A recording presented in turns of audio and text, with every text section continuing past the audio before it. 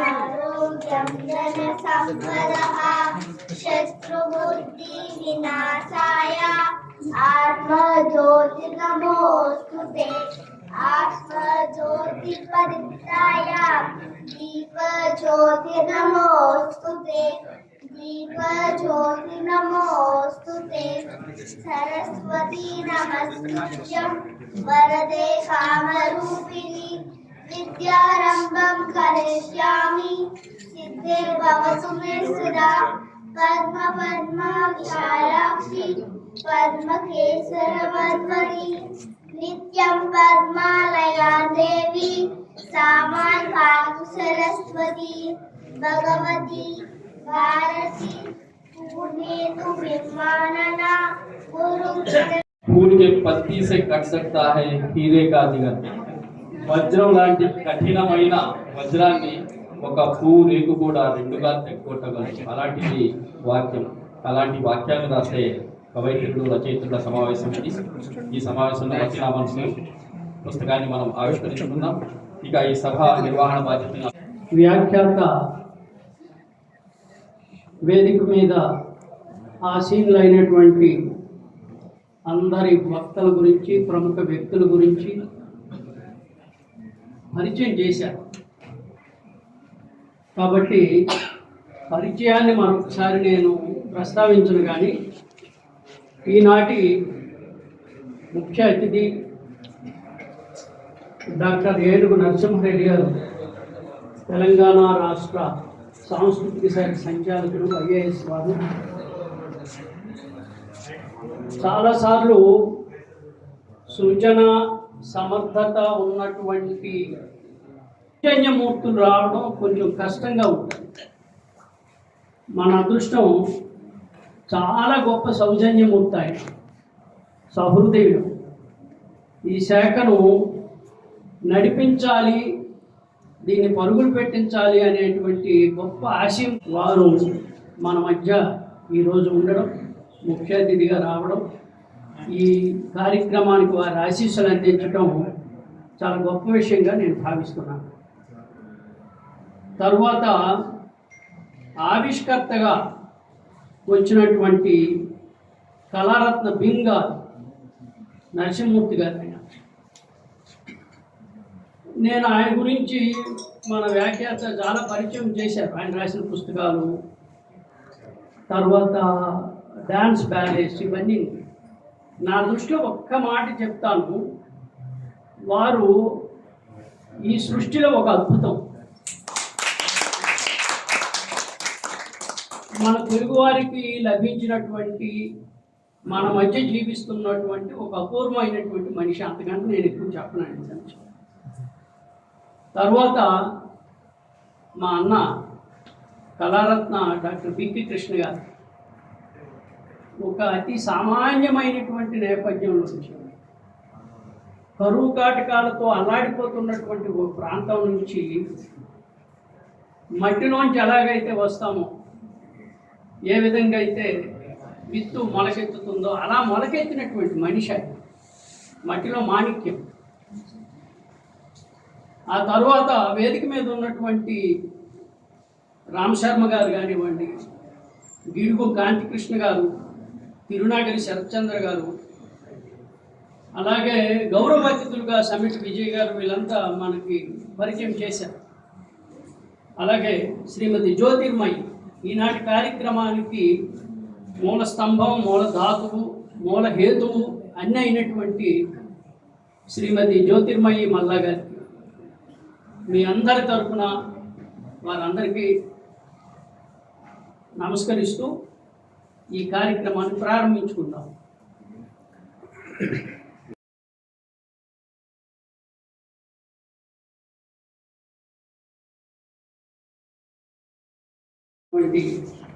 మట్టి నా మనసు అనేటువంటి కావ్యాన్ని ఆయన ఆవిష్కరిస్తున్నారు.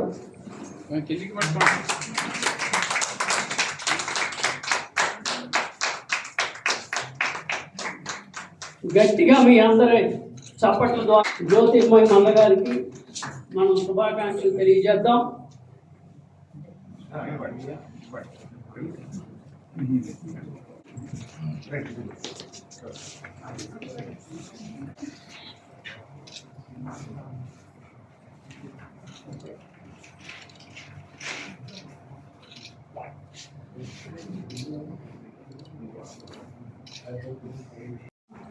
పూర్తయింది. నేను నిలబడి చేసే పని కూడా అయిపోయినట్టు లెక్క. ఇక కూర్చొని చెప్పొచ్చు. ఇప్పుడు ఈ కావ్యాన్ని సమీక్ష చేయవలసిందిగా తర్వాత సమీక్ష చేసే ముందు పిక్కి కృష్ణ గారు, ప్రభుత్వ అధికారి అంటే నేను ఆ పోస్ట్ చేసి వచ్చాను కాబట్టి ఇక్కడో గడుగు అక్కడో గడుగు రకరకాలైనటువంటి పిలుపులు ఉంటాయి. సో ముందుగా విశిష్ట అతిథిగా విచ్చేసినటువంటి డాక్టర్ ఏడు నరసింహారెడ్డి గారిని వారి సందేశం ఇవ్వాల్సిందిగా కోరుతున్నాను. ఈనాటి గతంలో పాతకాలపు పెద్దలు అంటే ముఖ్యంగా అల్లసాని పెద్దన ఒక మాట చెప్పాడట. ఏంటంటే కవిత్వం ఎట్లా వస్తుంది అంటే, నిరుపహతి స్థలంబు రమణీ ప్రియ దూదిక తెచ్చు ఇచ్చు కప్పుర విడము ఆత్మకింపైన భోజనము ఉయ్యల మంచము ఉప్పు తప్పరయు రసజ్ఞులు ఊహ తెలియంగల లేఖక పాఠపూర్తములు దొరికిన గాక యువరక కృతులు రచయింపు మరంగ శక్యమే అన్నాడట ఆయన. అది ఆయన కాలపు కవిత్వానికి అవునైతే కావచ్చు, ఇప్పటి కాలపు కవిత్వానికి అస్సలు అది నిజం కాదు. ఇప్పటి కాలపు కవిత్వానికి ఏం కావాలంటే, ఈ సమాజంలో జరుగుతున్న సంఘటన జరగవలసిందేనా అని విచక్షణ చేయడంలో కవి దృష్టి ఉంటుంది. అంటే సమాజంలో జరగాల్సిన పద్ధతులు జరగాల్సిన దానికి భిన్నంగా జరుగుతూ ఉంటాయి, జరగాల్సిన కార్యక్రమాలు జరగాల్సిన దానికి భిన్నంగా జరుగుతూ ఉంటే దీనికి దానికి మధ్య ఉన్న వ్యత్యాసాన్ని కవి లేదా కవయిత్రి నిరంతరం అధ్యయనం చేస్తూ ఉంటాడు. అక్కడి నుండి కవిత్వం పుట్టుకొని వస్తుంది. అందుకే శ్రీశ్రీ చెప్పాడు, అంటే మనం తప్పనిసరిగా ఇందాక ఎవరి దగ్గరికి పోయి కవిత్వం రాసింది కవయిత్రి అంటే, ఒక అప్పుడే పుట్టిన పసిపాప, ముండ్ల పొదల్లో పారేసిన పసిపాప, అంటే కష్టజీవికి ఇరువైపులా ఉండేవాడే కవి అని శ్రీశ్రీ చెప్పిన దాన్ని నిజం చేసినప్పుడు, నిరుపహతి స్థలంబు రమణీ ప్రియదూడిగా తెచ్చించు కప్పుర విడము మనకు అక్కరలేదు కవిత్వం రాయడానికి.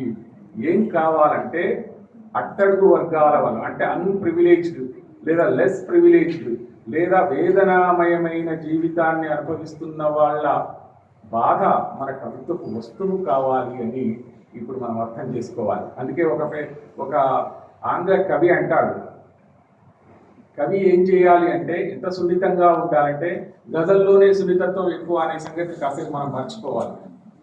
కొండ కొస మీది నుండి ఒక ఆకుని కిందికి వదిలేస్తే అది లోయలో పడితే ఆ పడ్డప్పుడు వచ్చిన చప్పుడిని వినగలిగేటటువంటి మనస్సు ఉంటేనే కవిత్వం రాయగలుగుతామని చెప్పాడు.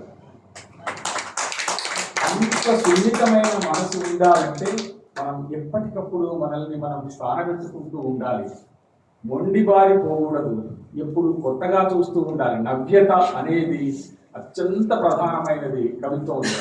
చర్విత చర్వనమైన వస్తువులు లేదా చర్విత చర్వనమైన ఎక్స్ప్రెషన్లు పనికిరావు అని మనం ఒప్పుకోవాలి. అట్లా చర్విత చర్వనం కాకుండా రాసేటటువంటి కవయిత్రి ఇందులో ఉండి నేను చాలా ఆశ్చర్యపోయాను. ఇంకొక మాట కూడా మనము కోట్ చేయాల్సినటువంటివి ఉన్నాయి. ఇది గజల్కి దగ్గరగా ఉన్న సున్నితత్వం ఎంతుందో మాత్రమే నేను చెప్పదలుచుకున్నాను. కనుచూపు మేరంతా కనిపిస్తున్నావు, నా కంటిపాపలో కొలువున్నావా, ఇంటికి రండి.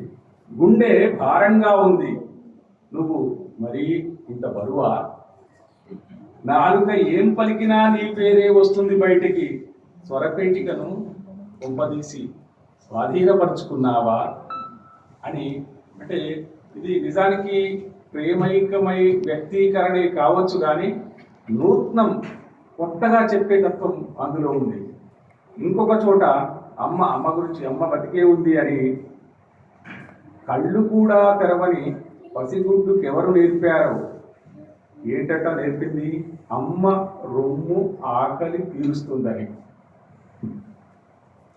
9 నెలలు పడుతుంది పిండానికి రక్త మాంసాలిచ్చి పెంచేందుకు, చావు దగ్గరి దాకా వచ్చి వెళుతుంది, దానిని బిడ్డగా భూమి మీదకు తెచ్చేందుకు ఇట్లా అత్యంత సున్నితమైన అంటే అత్యంత వినూత్నమైన వస్తువులు, అత్యంత సున్నితమైన అభివ్యక్తులు ఈ కవిత్వంలో ఉన్నాయి. నా మట్టి నా మనసు, ఇందాక దీర్ఘాక్షి గారు చాలా బాగా చెప్పారు, మట్టి కంటే గొప్పదేది లేదు, మట్టి నుండి అన్నీ పుడతాయి. నువ్వు ప్లాస్టిక్ పుట్టించినా చివరికి నీ ఆలోచనలు పుట్టినా ఈ మట్టి నుండే పుట్టాయని నేను అనుకుంటాను. మన సృష్టి ఒక సందర్భంలో ఒక చర్చలో నాకే వచ్చిన ఐడియా కావచ్చు, కానీ అది ఒప్పుకొని తీరాల్సిన ఐడియా అందరూ కూడా ఏంటంటే, అసలు మనం ఊహిస్తాం కదా, మనం సృజన చేస్తాం కదా, మనం కల్పన చేస్తాం కదా, ఇవన్నీ కూడా ఈ సృష్టిలో ఉన్నవి మాత్రమే. సృష్టిలో లేనిదేది నువ్వు ఊహించలేవు అని నేను అనుకుంటాను. కాకపోతే అది అందరికీ అందుబాటులో ఉండదు కాబట్టి కొందరు ఊహించి ఇక్కడ పెడతారు, నిజానికి అది ఈ సృష్టిలో ఉంటుంది. అట్లాంటి అద్భుతమైన ఊహలకు ఆస్కారం కలిగించినటువంటి మట్టి నా మనసు కవితా సంపుటిని తెచ్చినందుకు కవయిత్రి గారిని హృదయపూర్వకంగా అభినందిస్తూ ధన్యవాదాలు. నమస్కారం. ధన్యవాదాలు సార్. చాలా ఒక ఆత్మీయత ఉంది ఈమెలో, ఒక అద్భుతమైనటువంటి అంటే ఊరికి ఈమె ఇంకొక మాట అన్నారనమాట.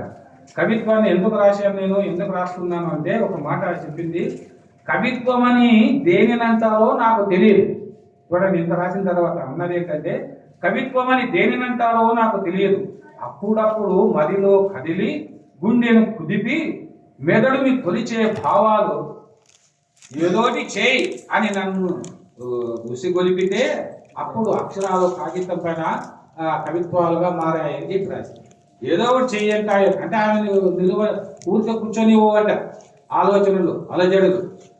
అందువలన ఈ కవిత్వం నేను రాశాను తప్ప నేను ఏదో గొప్ప కవిత్వం కావాలని చెప్పేసి నేను కవిత్వం రాయలేదు అని ఆమె చెప్పుకోవడము ఆమె నిరహంకారానికి మరి ఆమె యొక్క నిర్మలత్వానికి సాక్షిభూతాలుగా నిలిచాయి ఈ పదాలు అని చెప్పి తెలియజేస్తూ, ఒక నిర్మలత్వము ఒక గొప్ప ప్రేమ తత్వము కలిసి అటువంటి వ్యక్తిత్వమే కవిత్వంగా మారిందని, అదే మట్టి నా మనసు అనే ఈ కావ్యమని నేను తెలియజేస్తూ ఈ 4 మాటలు మాట్లాడే అవకాశం నాకు కల్పించినందుకు, ముఖ్యంగా అంతకు ముందే చెప్పాడు ఈ టైటిల్ గురించి కాబట్టి దీని గురించి చెప్పాల్సిన అవసరం లేదు.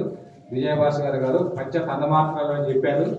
అందువల్ల ఇది మట్టి నా మనసు అంటే ఆమె మనసు మట్టి అని కాదు, ఆ మట్టిలోనే ఆ సర్వం ఉందని విజయభాస్కర్ చెప్పినట్టుగా అటువంటి ఒక మట్టి మనసు కాదు, ఆమె గట్టి మనసు అని చెప్పి, పట్టుదల కలిగిన మనసు అని చెప్పి, ఆ పట్టుదలే ఆమెను ఈ స్థాయికి తీసుకొని వచ్చింది అని మీకు తెలియజేస్తూ, ఆమె అద్భుతమైనటువంటి ఒక విషాదాన్ని కూడా హాస్యంగా గజల్లుగా మార్చగలదు, కవిత్వంగా మార్చగలదు. అటువంటి నైపుణ్యం ఆమెకు ఉన్నందుకు భగవంతుడు ఇచ్చినందుకు మరి మీరంతా వచ్చి ఇక్కడ వచ్చినటువంటి వాళ్ళంతా కూడా మీరంతా కూడా కవిత్వ తత్వం తెలిసినటువంటి వాళ్ళు, ఆమెకు అత్యంత సన్నిహితులు కాబట్టి వచ్చినటువంటి వాళ్ళందరూ కూడా ఆమె ఆత్మీయులు కాబట్టి ఈ ఆత్మీయుల మధ్య జరిగినటువంటి ఈ యొక్క పుస్తకావిష్కరణ చాలా గొప్ప చారిత్రక సందర్భమని, అందులో విజయభాస్కర్ అధ్యక్షతన నాకు చాలా ఆత్మీయమైనటువంటి వ్యక్తి.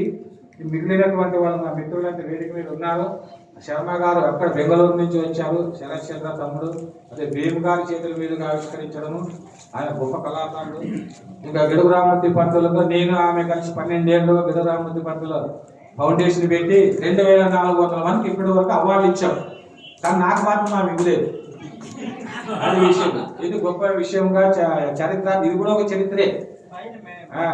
అందువల్ల ఈ విషయం కూడా ఇక్కడ తెలియజేస్తూ అవార్డు అన్నాం కాబట్టి జ్యోతిర్మయ మల్లా గారికి మన ఆంధ్ర రాష్ట్ర ప్రభుత్వం కళారత్న అవార్డు ఇవ్వాల్సిందిగా ఈ సందర్భంగా, ఎందుకంటే ఇక్కడ విజయభాస్కర్ గారు ఉన్నారు కాబట్టి ఆయన అనుకుంటే పెద్ద సమస్య కాదు, రావాలి, అందువల్ల చెప్పాలి కాబట్టి ఈ సందర్భంగా చెప్తూ, మట్టి నా మనసు అనేటువంటి ఈ పుస్తకానికి కూడా యూనివర్సిటీలో లేకపోతే ఏదైనా సరే ఒక పెద్ద సంస్థలు మంచి అవార్డు ఇచ్చి ఆమె సంతోష పెట్టాలని నేను కోరుకుంటూ ఈ 4 మాటలు ఆత్మీయంగా మాట్లాడడానికి నేను ఎంతో సంతోషిస్తూ సెలవు తీసుకుంటున్నాను. ధన్యవాదాలు.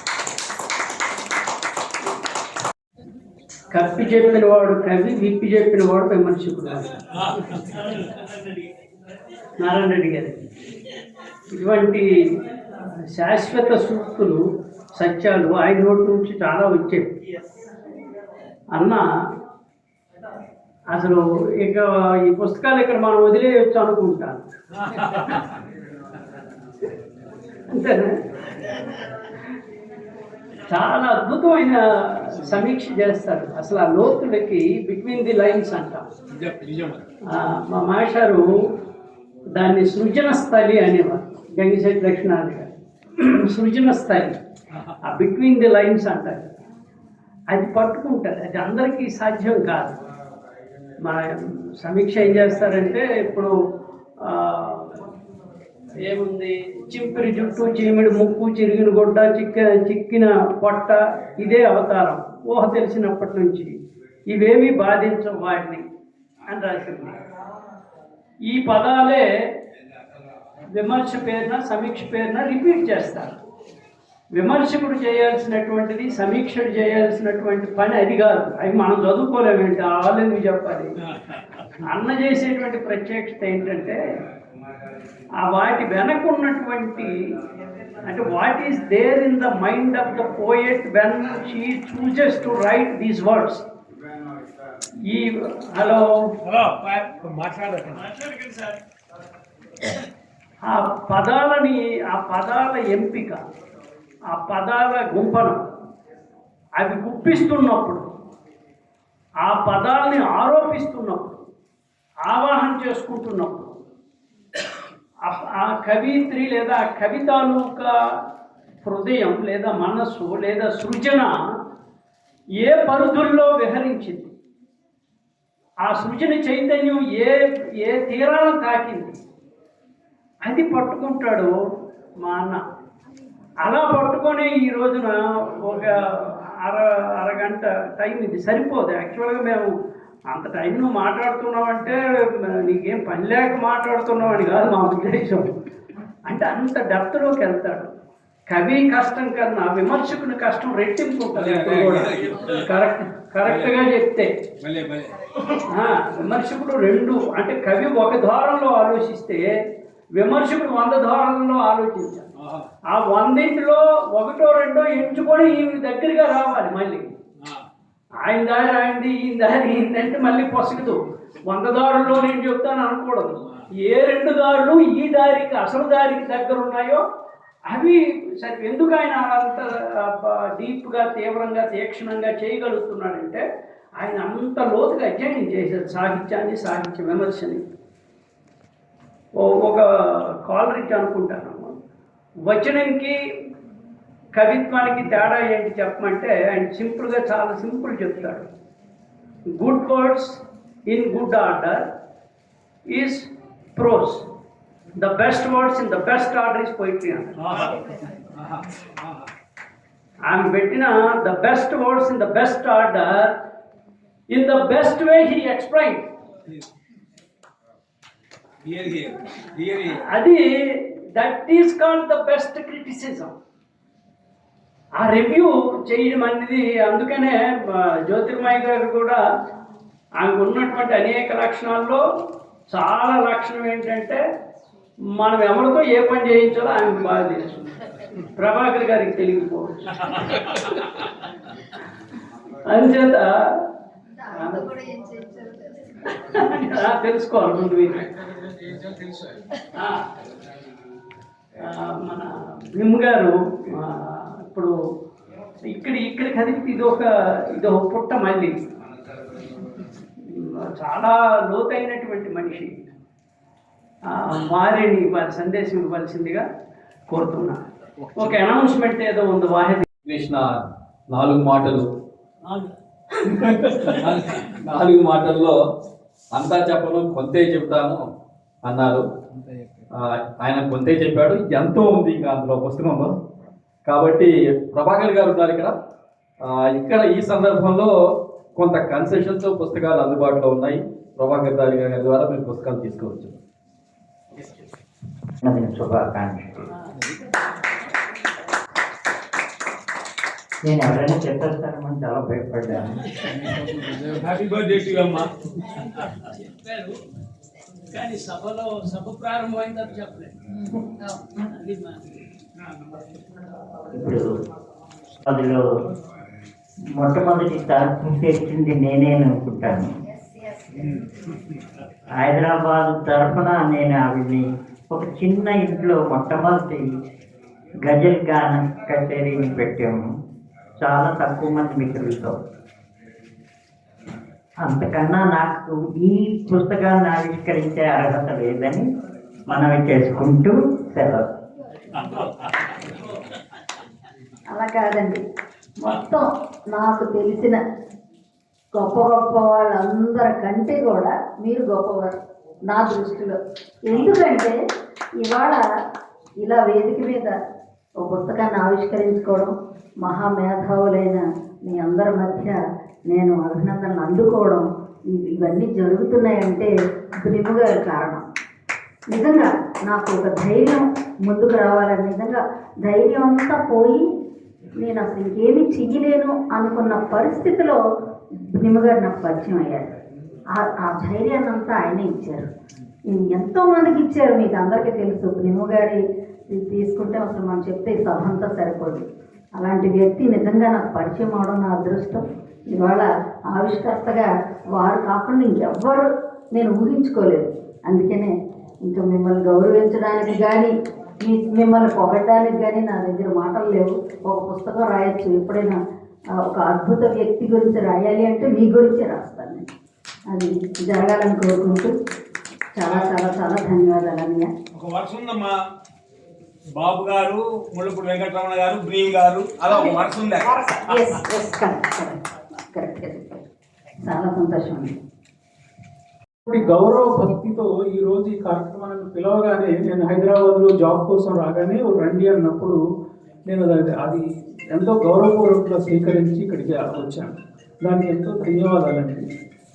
రాయడము తర్వాత దాన్ని గానం చేయడంలో ఎంతో ప్రఖ్యాతి పొంది కూడాను కథలు కవితలు రాసినటువంటి సందర్భంలో ఈ మట్టి నా మనసు అనేటువంటి ఇక్కడ రాసే కవితల మొలకలోని ఈ కవితా వృక్షం నుంచి కొన్ని పదాలు రాలి ఆ మట్టిలో కలిసి కొన్ని మొలకలుగా వచ్చినటువంటి 4 పాదాలతో 2 కవితలు ఇందులో నేను చదివాను.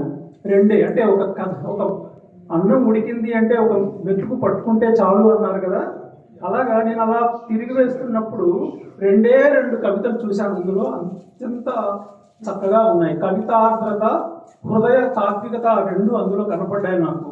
అందుకు వారికి అభినందనలు. ఆ 2 చెప్పి ముగిస్తాను. అందులో ఒకటి 4 పాదాలు రాశారు. ఆ కవితల మధ్యలో ఒక బాక్స్లో పెట్టారు. ఒకరు ఇద్దరై దాంపత్యం, ఇద్దరు ఒక్కరై మాతృత్వం. ఎంత బాగుందండి, అద్భుతం అండి. కవిత్వం అంటే అక్కడ కనిపిస్తుంది.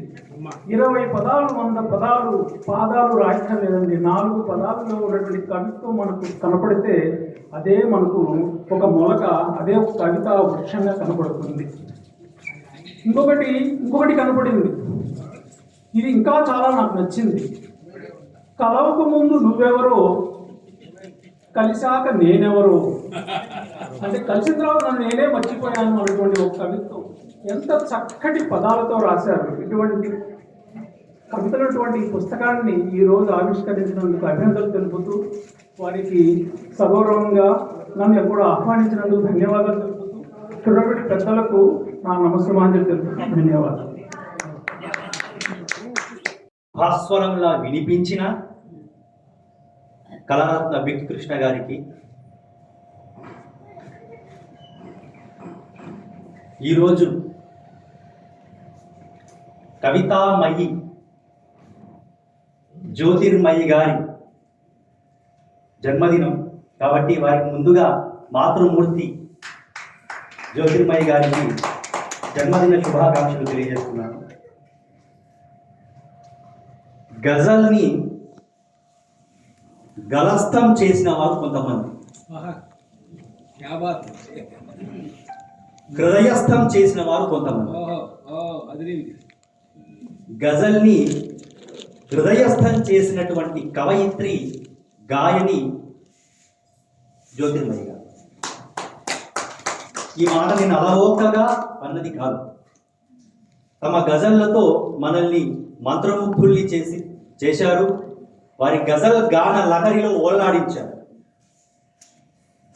అయితే మట్టి నా మనసు ఎంతగా కదిలించిందంటే, ఇప్పుడే ఆ మట్టి తొలకరి వాన కురిసినప్పుడు కలిగినటువంటి ఒక వాసనని మనం ఎంతగా ఇష్టపడతామో, ఇప్పుడే పుట్టినటువంటి జ్యోతిర్మయ్య గారు, ఇప్పుడే పుట్టినటువంటి మట్టి నా మనసు, ఈ రెండు కూడా అద్భుతమైన మనసుకు ఇంపైనటువంటి ఆ పరిమళాన్ని ఒక సాహితీ పరిమళంగా ఇక్కడంతా వ్యాపింపజేసింది. అందుకు ముందుగా జ్యోతిర్మయ్య గారికి అభినందనలు. నేను జ్యోతిర్మయ్య గారి గురించి తెలిసినప్పుడు గజల్ గాయనిగానే బాగా తెలుసు. నేను గజల్స్ చాలా ఇష్టపడతాను. అయితే ఇక్కడ ఉన్నటువంటి ఈ సభలో ఉన్న వాళ్ళందరూ నాకు ఆత్మీయులే. ఎలాగంటే మొట్టమొదట నా తొలి కవితా సంపుటి ఇక్కడ ఉన్నటువంటి బికి కృష్ణ గారు వారి చేతుల మీదుగానే ఆవిష్కరించబడింది భావనాంజలి. తర్వాత నేను నాటక రంగంలో పిహెచ్డి చేశాను. నాటక రంగానికి సంబంధించి సభాధ్యక్షులు దీర్ఘాసి విజయభాస్కర్ గారు ఇక్కడే ఉన్నారు. అలాగే గిడుగు తెలుగు భాషకు వెలుగులద్దినటువంటి గిడుగు గారు, ఇక్కడ కాంతి కృష్ణ గారు ఇక్కడే ఉన్నారు. వారు అంటే మనం తెలుగు భాష గురించి ఎంతగా, అంటే నేను బిఎస్సి సైన్సెస్ చదివిన దాన్ని ఎంఏ ఎంఫిల్ పిహెచ్డి ఎలా చేశానో తెలుగు భాష మీద మక్కువతో ఆ గిడుగు గారే గుర్తుకొస్తాను.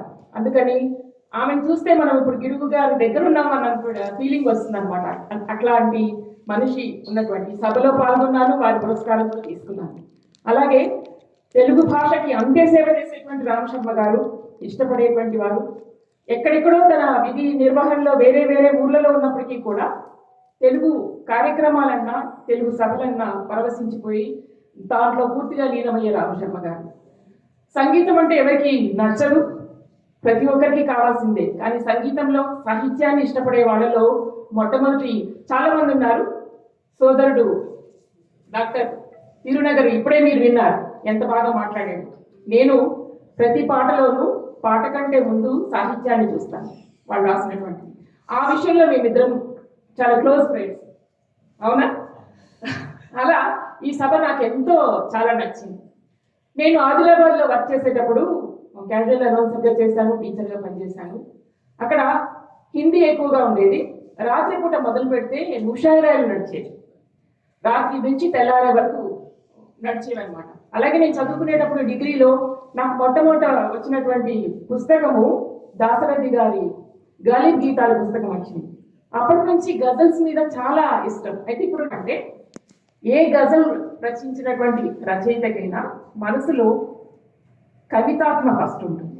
ఆ కవిత్వం లేకుండా వాళ్ళలో ఉన్నటువంటి ఆ భావన కానీ భాష కానీ మనకి చేరదు. కనుక ముందుగా గజల్ రచయిత్రి అనేటువంటి ఆవిడ కవితా రచయిత్రి. ఈరోజు ఈ పుస్తకం ఇప్పుడు వచ్చినా ముందు కవిత్వమే పుట్టింది, ఆ కవిత్వం నుంచే గజల్ వచ్చింది అని నేను భావిస్తూ నేను రాసుకున్నటువంటి 2 మాటలు, అంటే ఇది ఎందుకు చెప్తున్నాను అంటే నేను చెప్పాలనుకున్న ఏ ఒక్క మాట మిస్ అవ్వకూడదని చెప్తున్నాను అన్నమాట. అయితే అందుకనే ఆ సాక్ష్యం చేస్తున్నాను గజల్కి సంబంధించినటువంటి. ఇంతకుముందే తబకాలు అనేటువంటి పుస్తకం కానీ, ఇక్కడ ఉన్నటువంటి పుస్తకాలు చూపు ఎంత అలసిందో అనే పుస్తకం కానీ, అక్షరాలతో వర్ణమాలకు సంబంధించినటువంటి పుస్తకం కానీ, ఇవన్నీ పుస్తకాలు రచించినటువంటి జ్యోతిర్మయ్య గారు ఇప్పుడు అందిస్తున్నటువంటి కవిత్వానికి సంబంధించినటువంటి మట్టి నా మనసు అనేటువంటి పుస్తకము ఇది ఒకటి కాదు, ఇటువంటివి ఎన్నో కవితా సంపులు రావాలని మనస్ఫూర్తిగా దీన్ని నేను చదవడం మొదలు పెడుతుంటే అసలు దీన్ని ఆపకుండా అలాగే చదవాలనిపించేటువంటి ఎంతో అంటే దాంట్లో లీనమైపోయేటువంటి సుగుణం ఈ పుస్తకంలో ఉంది. దీని గురించి ఇంతవరకు ఇంకా బికి కృష్ణ గారు సమీక్ష చేస్తారంటే, ఇప్పుడు నేను చెప్పిన రాత్రి ముషాయిరా మొదలుపెట్టి తెల్లారి వరకు జరుగుతుందో, ఆయన వదిలేస్తే రాత్రి మొదలు పెట్టి తెల్లారి వరకు మాట్లాడగలిగినటువంటి దిట్ట ఆయన. కానీ మన కోసం తొందరగా ముగించారు. అలాగే ఇందులో నేను కొన్ని నచ్చిన విషయాలు మాత్రం మీకు చెప్తాను. అంటే అందరూ చర్విత చర్వణం లాగా కాకపోయినా కానీ ఒక విషయం ఏంటంటే, రామశర్మ గారు అన్నట్టు కలవక ముందు నువ్వెవరు, కలిసాక నేనెవరు, ఇది నాకు నచ్చింది. ఇప్పుడు ఆయన చెప్పేసారు, నేను చెప్పింది కాదు ఆయన చెప్పింది. నేను చెప్పేది ఏంటంటే మొట్టమొదట మొదలు పెట్టడమే తల్లి బిడ్డ ప్రేమకు సంబంధించినటువంటి కవితతో మొదలు పెట్టారు. అలాగే ఇక్కడ 2 వాక్యాలతో ఒక తల్లికి ఒక బిడ్డకి తర్వాత ఒక మొత్తం అక్కడ మా పరిచయమైన విష్ణు అనే అబ్బాయి వచ్చాడు సౌత్ ఆఫ్రికాలో. అలాగే మా తమ్ముడు పనసకర్ల ప్రకాష్ మీకు ఆల్రెడీ తన కవితలు వినిపించాడు, ఎంతో అభిమానిస్తాడు. మేమిద్దరం మాట్లాడుకుంటూనే ఆ మాటల్లోనే చిన్న చిన్న కవితలు, ఆ బాధ, అమ్మ నాన్న, ఈ బాధలన్నీ మా ఇద్దరి మధ్య అలా వెళ్తూ ఉంటాయన్నమాట. చాలా మా రసవిహారి గారు చక్కటి గజల్ రచయిత, మంచిగా గానం చేస్తారు. మా భారతి అనే ఒక సమూహంలో మేమందరం కలిసి బాగా రాస్తూ ఉంటాం అప్పులోకలు సహా. చాలా అద్భుతమైన సోదరుడు ఆయన కూడా. మా వదిన గారు వచ్చారు చంద్రకళ, తను మంచి ఆర్టిస్ట్. ఒకసారి ఇంకా ఉన్నవాళ్ళు కొంచెం మంది కదా చెప్పుకొని, తను ఆర్టిస్ట్ అనమాట. చాలా గొప్పగా ఆయిల్ పెయింటింగ్స్ అవి వేస్తుంది. మా చిన్న వదిన గారు అనమాట. మా అన్నయ్య నిజంగా నాకు ఇక్కడ మా విజయభాస్కర్ గారికి మీకు తెలుసండి, మా అన్నయ్య కల్నాల్ ఎస్ఎస్ రావు, మిమ్మల్ని తెలుసు ఆయనకి. మీరంతా చాలా అంటే గవర్నమెంట్ కార్యక్రమాల్లో కలిసే ఉంటారు. మా అన్నయ్య ఎస్ఎస్ రావు, కల్నాల్ ఎస్ఎస్ రావు, తను రాజశేఖర్ గారు ప్రభుత్వంలో చాలా లీడ్ ఇది చేశాడనమాట. 200 గవర్నమెంట్ ప్రాజెక్ట్స్కి తను డిజైనర్గా చేశాడనమాట, లీడ్గా ఉన్నాడు. అలాంటి గొప్ప వ్యక్తులు. అంటే తను ఆర్మీలో కల్నల్గా చేసి తర్వాత వచ్చి చేశాడనమాట. సో ఇద్దరు గొప్ప, ఇది నాకు వాళ్ళిద్దరు కూడా ఎంతో ఆదర్శం. మా అక్కగారు వచ్చారు హేమలత, నేను చేసే ప్రతి పనిని ఇష్టపడుతుంది అనమాట. ఇది నేను భాగ్యంగా భావిస్తాను. ఏం చేసినా ఇష్టం మా అక్కకి. పాట పాడినా ఇష్టపడుతుంది, కవిత రాసినా ఇష్టపడుతుంది, ఏం చేసినా ఇష్టపడే మొదటి వ్యక్తి మా అక్క అనమాట నాకు. ఇలాంటి మంచి కుటుంబ వ్యక్తుల మధ్య మీకు మా వారి గురించి ఎలాగో తెలుసు. నేను ఏం చేసినా ఆయన సరే చెయ్యి అంటారే తప్ప ఏది వద్దని అనరు. ఇది చాలా గొప్ప వరం నాకు. నా తల్లిదండ్రులు ఒక గొప్ప, నాకు జన్మనివ్వడమే కాకుండా ఒక పెద్ద గొప్ప వరాన్ని ఆయన రూపంలో నాకు అందించారు. వారిద్దరికి నా కృతజ్ఞత. మీ అందరికీ కూడా మరొకసారి శిరస్సు వంచి నమస్కారం చేస్తూ, అందరూ ఇంత సమయాన్ని వెచ్చించి ఈ కార్యక్రమాన్ని దిగ్విజయంగా నడిపించిన విజయభాస్కర్ గారికి, మా అన్నగారు పిటి కృష్ణ గారికి, వాహిద్ గారు మా ప్రధాన కార్యదర్శి అద్భుతంగా నిర్వహిస్తూ ఉంటారు ఎప్పుడూ.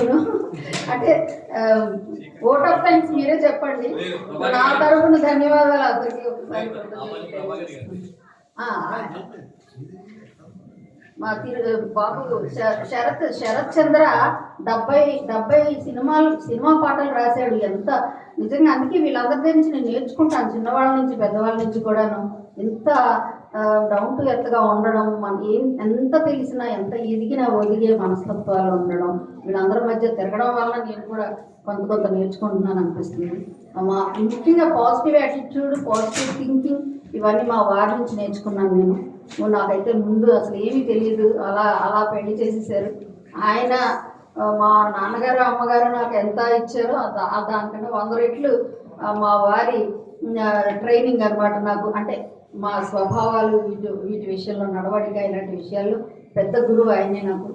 అందువల్ల ఇవన్నీ నాకు దేవుడు గొప్ప వరాలుగా ఇచ్చి ఈ విధంగా నిలబెట్టినందుకు దేవుడికి కృతజ్ఞతలు ప్రతిరోజు చెప్పుకుంటాను. పొద్దున్న లేవగానే, అలాగే పడుకునే ముందు కూడా చెప్పుకుంటాను.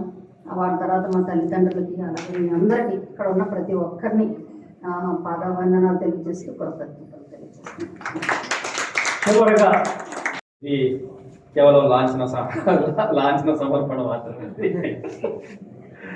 ఈ కార్యక్రమాన్ని విజయవంతం చేయడానికి సహకరించిన వారందరికీ, ముఖ్యంగా సభాధ్యక్షత వహించిన డాక్టర్ విజయభాస్కర్ గారికి, అద్భుతమైన సమీక్షతో ఆ పుస్తకాన్ని మరీ చదవాలనిపించేలా మాట్లాడి 4 మాటలు కాదు 40 మాటల్లో మనందరికీ పుస్తకాన్ని పరిచయం చేసిన విజయ కృష్ణ గారికి, గిడుగు రామమూర్తి గారిని గుర్తు చేసుకున్నట్టు ఇక్కడ కూర్చుని ఉన్న కార్తీ కృష్ణ గారికి, తమ్ముడు శరత్ చంద్ర రామశర్మ గారికి, అలాగే ఇక్కడ కావాల్సిన ఏర్పాట్లు చూసిన ఈ మైకు వగైరా ఏర్పాట్లు చూసి ఇక్కడ కావాల్సిన అందరికీ అవసరమైన విషయాలని చూసుకుంటున్న సిబ్బందికి, ఇక్కడికి వచ్చిన మీ అందరికీ, ఆత్మీయ అతిథులుగా వచ్చి తమ అభిప్రాయాలు తెలియజేసిన ప్రతి ఒక్కరికి పేరు పేరున ఏనుగు నరసింహారెడ్డి ఈ వేదికను అందించి ఇక్కడ ఈ కార్యక్రమాన్ని జరపడానికి కావాల్సిన సదుపాయాలు కల్పించడమే కాదు, ఇక్కడికి వచ్చి తన అభిప్రాయాలు తెలియజేసిన సంచాలకులు ఏనుగు నరసింహారెడ్డి గారికి అందరికీ పేరు పేరున ధన్యవాదాలు, వందనాలు తెలియజేస్తూ ఇంతతో ఈ కార్యక్రమం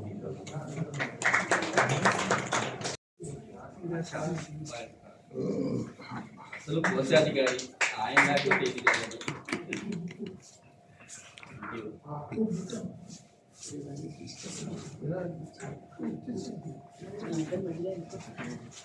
అందరూ వస్తే ఒకటి